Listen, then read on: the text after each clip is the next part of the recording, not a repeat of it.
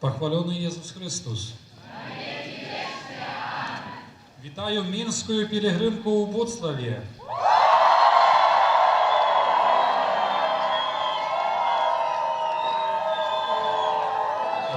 Разом з нашим митрополітом, księdzem арцебіскупом Тадеушем сердечно вітаю у Буцлаві.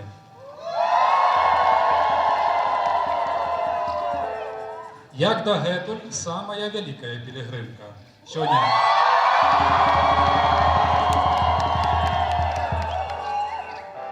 Чи тепло вам було по дорозі? А чи засталися сили ще на святу імшу о 18-й годині? Молодці! Хай добрий Бог благословляє, а Найсвятейшая Панна Марія випрашує для кожного з вас тієї благодаті, тієї ласки, які є кожному індивідуально потрібними. Хай добрий Бог благословляє.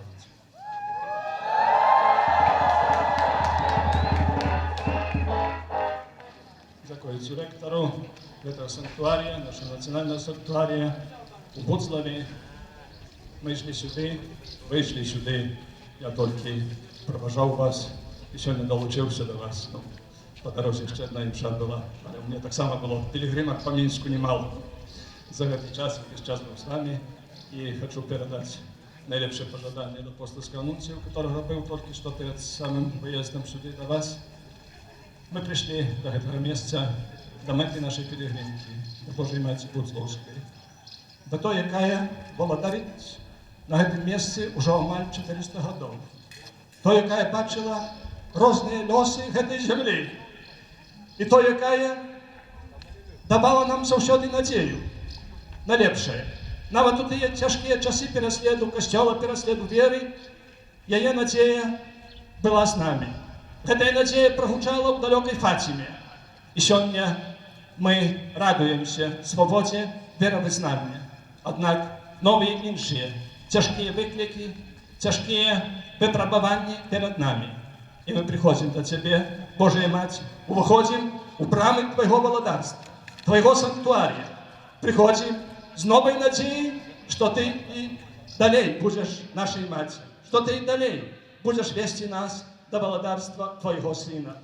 Прими тяжкости этой пилигримки. Прими все молитвы, все интенции, особистые и огульные. Выпроси у своего Сына ласку каждому из нас, ласку нашим семьям, ласку нашему Костелу. Выпроси ласку покликанню до святарства и до монашеского життя. Выпроси ласку, как каждый из нас заправды заховал это самое великое покликание до христианства. С этими думками, дорогие браты и сестры, дорогие пилигримы, увойдем в эту санктуарию, поклонимся Божьей Матери, зложим ее охвярю все наши тяжкости и эти кветки, кому все были подобны до этих кветок, белыми, чистыми своей душой. А Ты, Божья Матерь, прими нашу молитву и выпроси у своего Сына благословения каждому из нас. С радостью увойдем в этот национальный санктуарий.